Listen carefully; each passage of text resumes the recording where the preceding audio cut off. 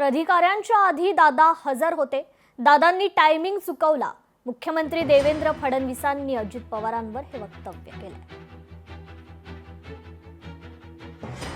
कधीही कुठल्याही ठिकाणी 1 मिनिट आधी पोचायचं म्हणजे पोचायचं।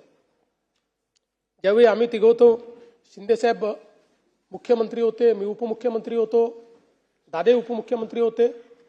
12 वाजताचा कार्यक्रम असेल तर दादा 11:59 ला पोहोचणार, मी 12:05 पोहोचणार आणि शिंदे साहेब थोड्या वेळेमध्ये, नाही एवढं नाही पण एक 15-20 मिनिटं अजून ते मागे पुढे।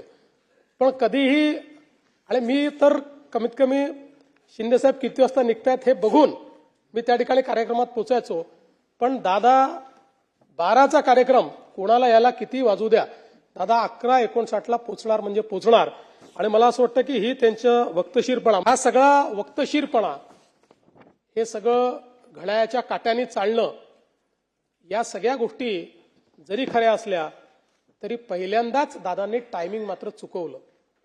आणि ते टायमिंग म्हणजे ज्यावेळेस राजकारणामध्ये खूप मोठी इनिंग दादा खेळतील हे आपल्या सगळ्यांना दिसत होतं। अशा परिस्थितीमध्ये त्याने पहिल्यांदा जीवनाचं टायमिंग चुकवलं आणि त्याची हळहळ ही आपल्या सर्वांना नेहमीच राहील। अनेक वेळा ते असं म्हणायचे की मी कधीतरी मुख्यमंत्री होईल पण मी उपमुख्यमंत्री मात्र नेहमी राहील, अशा पद्धतीनं अनेक वेळा गमतीने ते म्हणायचे। आज मी असं म्हणू शकतो, Ajitdada Pawar was the best chief minister Maharashtra never had.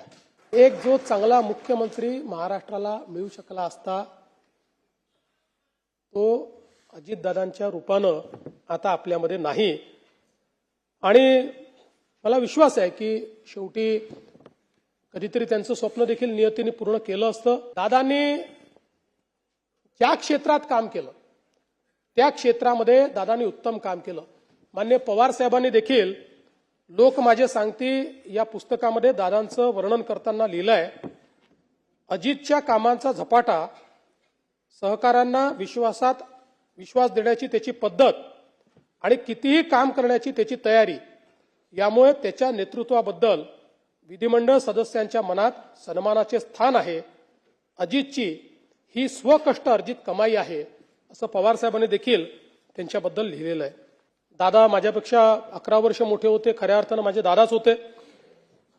आणि मला असं वाटतं की गेल्या जवळपास 1 दशकापेक्षा जास्त काळ, ते तर सोबत कदाचित उशिरा आले आमच्या, पण 1 दशकापेक्षा जास्त काळ अतिशय आमची जवळीक होती,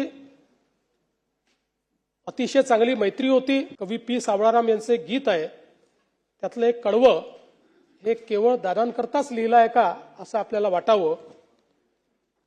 जनसेवेचे बांधून कंकण, त्रिभुवन सारे घेईन जिंकून, अपूर्व आपुले दृढ सिंहासन, नित भिजतो मानवतेला, जो आवडतो सर्वांना तोची आवडे देवाला।